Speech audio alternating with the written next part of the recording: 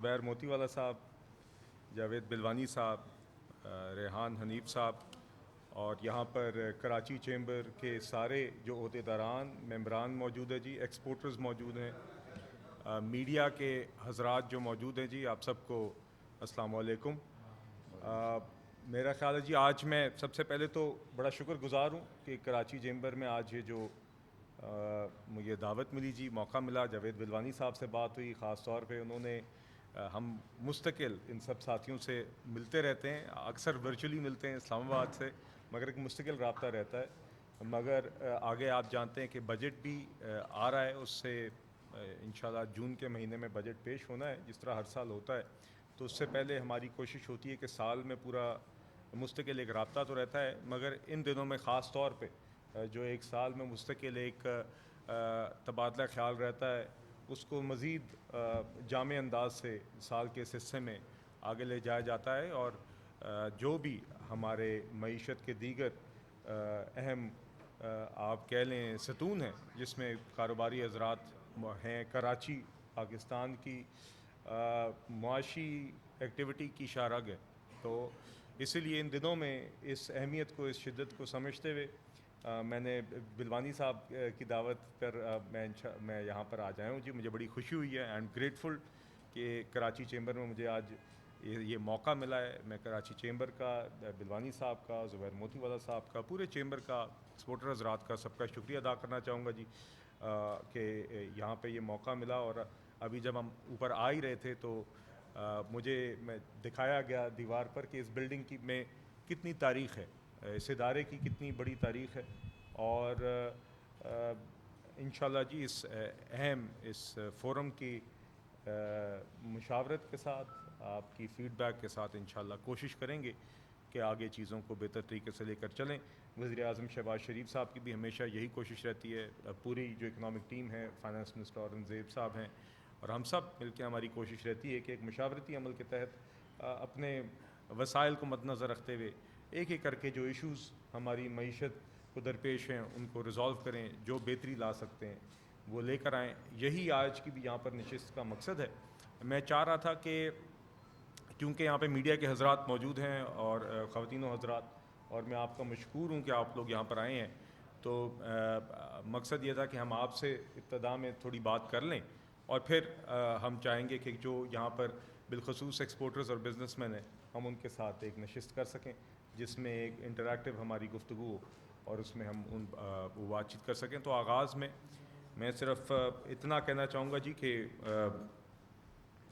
ایک تو جی آج یہاں پر آغاز ہو رہا ہے کراچی چیمبر میں، مگر آج انشاءاللہ میں ایف پی سی سی آئی بھی جاؤں گا جی۔ یہاں پر کچھ کل انشاءاللہ او آئی سی سی آئی میں ملاقات ہوگی، کل او آئی سی سی آئی کے ممبران سے، تاجر برادری کے جو انجمن تاجران کے ممبران ہیں ان سے بھی کل ملاقات ہوگی، اسمال ٹریڈر سے بھی۔ تو مقصد یہی ہے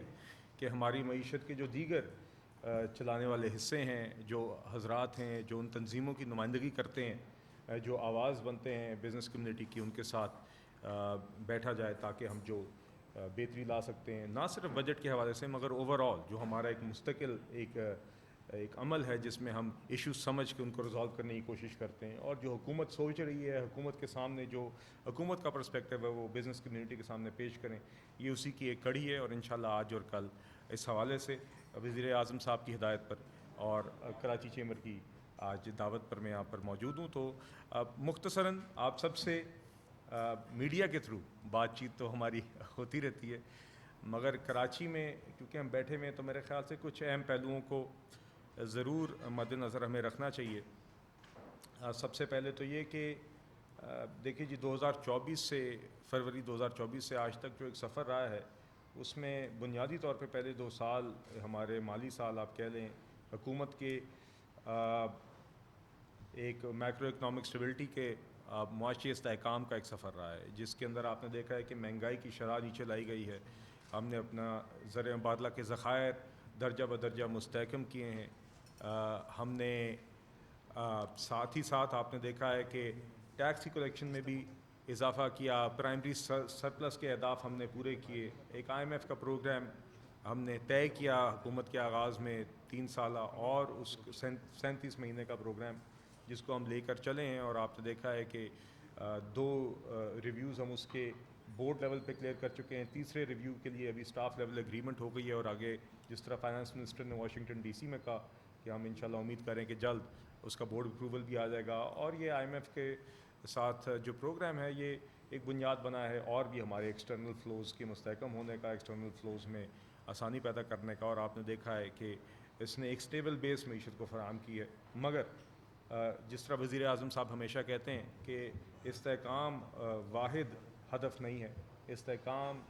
ایک کڑی ہوتی ہے ایک سفر میں. اور ماضی میں جو ہم دیکھتے آئے ہیں ہماری معیشت جن چیلنجز کا شکار رہی ہے اس میں ایک یہ بھی ہیں کہ بار بار ہم نے بوم اینڈ بس سائیکلز دیکھے ہیں. ہم نے دیکھا ہے کہ معاشی استحکام کے بعد جب معیشت نے ترقی کی طرف جانے کی کوشش کی ہے، جی ڈی پی گروتھ کی طرف جانے کی کوشش کی ہے، تو اس G D P growth consumption led رہی ہے.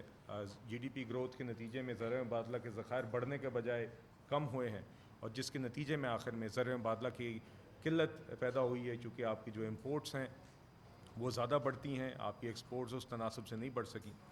تو اس کا ایک مستقل حل اب ضروری ہے تاکہ معیشت میں اب استحکام کے بعد آپ کی ایکسپورٹ لیڈ گروتھ ہو، آپ کی ایسی گروتھ ہو جس کو پرائیویٹ سیکٹر لیڈ کرے، جس کے اندر حکومت کا کردار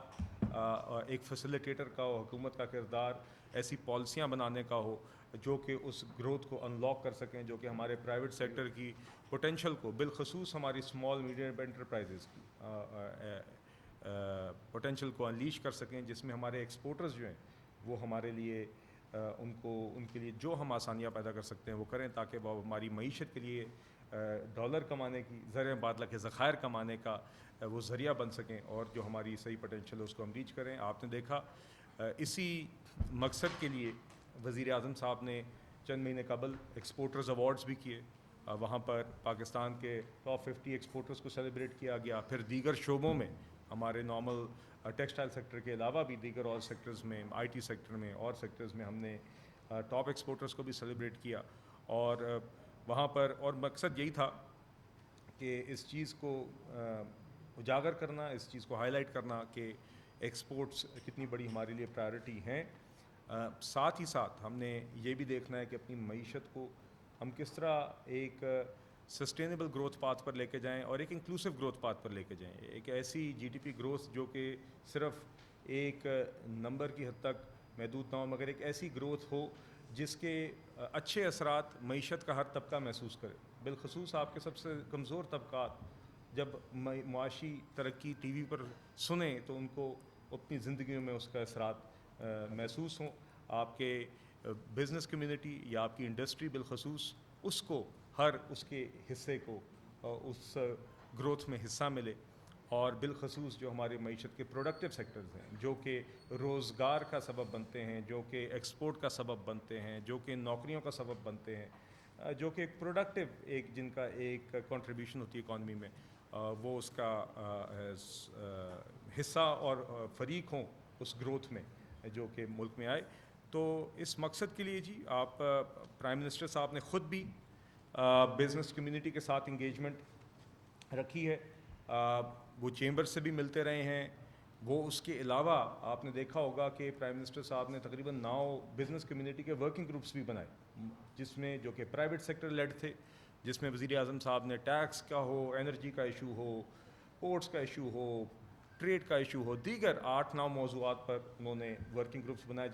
جس میں انہوں نے پرائیویٹ سیکٹر کو لیڈ دی، جس میں پرائیویٹ سیکٹر کے حضرات، خواتین و حضرات نے حکومتی وزارتوں کے ساتھ بیٹھ کر انہوں نے پالیسی ریکمنڈیشنز بنائی. ان میں سے کچھ پہ عمل بھی ہو گیا، جس میں آپ کو ایک مثال دیتا ہوں کہ ایکسپورٹ ڈیولپمنٹ فنڈ ہے، اس کو اب پہلے وہ حکومت کے بلکہ وزیر کامرس اس کے چیئر ہوتے تھے، اور اس کا کیونکہ ایکسپورٹ ڈیولپمنٹ فنڈ ایک ایسا فنڈ ہے جس کو ایکسپورٹرز نے پاکستان کے فنڈ کیا ہے، تو پرائم منسٹر صاحب نے اس ورکنگ گروپ کی تجویز مانتے ہوئے اس بورڈ کی کمپوزیشن بدلی. آج اس کے چیئرمین اور اس بورڈ کی اکثریت ایکسپورٹرز ہیں، کاروباری حضرات ہیں. یہ چینج ہم کر چکے ہیں. اسی طرح ایکسپورٹ ڈیولپمنٹ سرچارج جو ایکسپورٹ پروسیڈز پہ لاگو ہوتا تھا اس کو ابالش کر دیا گیا ہے، اور اب اس ایکسپورٹ ڈیولپمنٹ فنڈ کی مینجمنٹ ایکسپورٹرز کے اپنے ہاتھ میں، جنہوں نے اس کو فنڈ کیا ہے. تو اس طرح ہم کوشش کرتے ہیں جہاں جہاں پر ممکن ہو وہ چیزیں بہتر کریں. ساتھ ہی ساتھ پچھلے سال بجٹ کے اندر مجھے چیمبرز کے ساتھ بہت extensively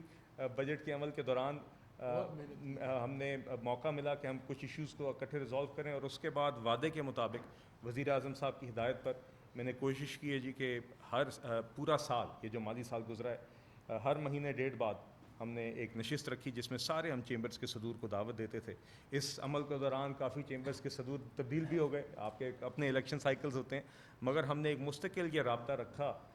Karachi chamber, Sialkot chamber, Faisal آباد, لاہور, ان سب کو ہم اکٹھے بلاتے رہے ہیں تاکہ جو جو ان کے ایشوز تھے ان کو ہم سنتے رہیں, اس کو ڈاکیومنٹ کرتے رہیں, اور جب بھی اگلی نشست ہوتی تھی تو ہم پچھلی میٹنگ میں اٹھائے ہوئے ایشوز کے اوپر سٹیٹس سے آغاز کرتے تھے تاکہ ہرگز کسی کو یہ محسوس نہ ہو کہ یہ بس بات سن کے ہم نے نشست جو ہے برخاست کر لی اور کوئی عمل نہیں ہوا. تو یہ ہمارا ایک طریقہ کار رہا ہے. اس کے اندر SIFC کا بھی بڑا کردار رہا ہے جہاں پہ ہم یہ میٹنگز کرتے رہے ہیں. تو یہ ایک خلاصہ آپ کے سامنے ہم نے پیش کیا. باقی میں زیادہ بات نہیں کرنا چاہوں گا کیونکہ ایک لائیو سچویشن ہے, مگر آپ نے دیکھا ہے کہ یہ ایک جنگ ہے ہمارے خطے میں جس نے نہ صرف ہمارے خطے کو اپنی لپیٹ میں لیے رکھا ہے, جو آج الحمدللہ پاکستان کے ایک مؤثر کردار کی وجہ سے وہاں پر ایک سیز فائر ہے, مگر یہ ایک ایسی جنگ رہی ہے جس کے اثرات سے دنیا کی کوئی بھی معیشت بچی نہیں رہی, بالخصوص جو اس کے اثرات انرجی سپلائی پر ہیں. تو یہ میرے لیے بطور ایک پاکستانی شہری بڑے فخر کی بات ہے, بطور ایک پاکستانی بڑے فخر کی بات ہے کہ پاکستان ایک مؤثر, ایک سنجیدہ کردار ادا کر سکا جس